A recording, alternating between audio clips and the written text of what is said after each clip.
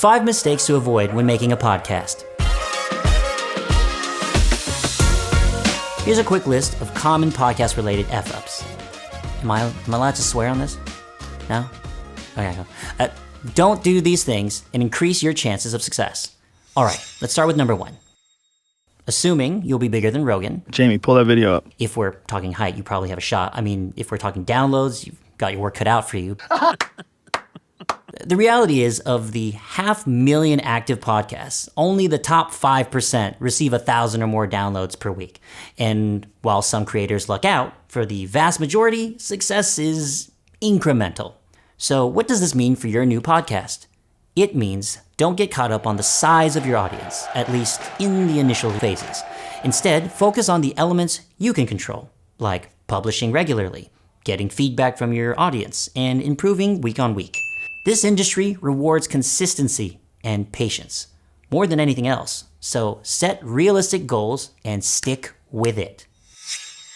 The most common path to failure in podcasting is failure to execute. Think through your concept. Great idea. Develop a strong brand. Excellent. Map out your content. Good thinking. But please, for f***'s sake, don't forget to do. Maybe your idea has legs. Maybe it doesn't. Maybe your format is great. Maybe it sucks. And sometimes the only way you'll find out is to send it out into the world. You can always iterate, but without feedback, you'll never fully understand what works and what doesn't. And regardless of how ugly you start, you'll improve every week. The best way to avoid getting stuck in the planning cycle is to set yourself a firm launch date. Write a date down on your calendar, map your steps, and work towards publishing your first episode.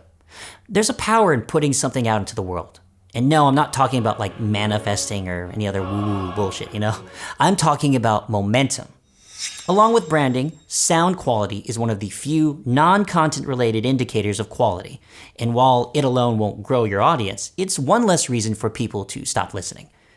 Fortunately, it's also one of the easiest elements to correct. Here are some ways to improve sound quality.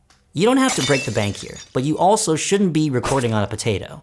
For a few $100s, you can pick up a decent set of headphones and a solid microphone. Don't record in a subway tunnel. Keep fresh. At a bare minimum, find somewhere quiet. Bonus points if the room has some padding to reduce reverb. And if you're shooting video, choose a space that looks good. Get your lighting sorted, and don't forget to press record. Editing. Adding intros and outros, removing redundancies and boring stuff, mixing, sound design, etc. Doing a half-decent edit on your podcast can really elevate your output. If you're budget conscious or enjoy getting your hands dirty, you can learn to do this stuff yourself.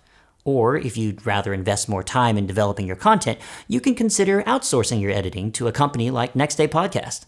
Link in the description if you want to know more. Losing focus. Iteration is an absolute necessity if you want to improve. However, there are quite literally thousands of ways to approach podcasting. And when starting out, you will be exposed to new information, techniques, and ideas constantly. If you try to adopt all of them at once, you will drive yourself insane and confuse the shit out of your listeners in the process. So prevent a trip to the asylum. We recommend developing a system that works out for you, sticking to it for at least a few episodes, and only making updates that will improve your output significantly. Give yourself a chance to find rhythm. Giving up too early. Most newbie podcasters throw in the towel way too early, typically for 2 reasons. They're either not seeing the results they expected, or they are exerting way too much time and energy producing the podcast. To avoid bowing out prematurely, we recommend our clients doing the following. Set achievable goals.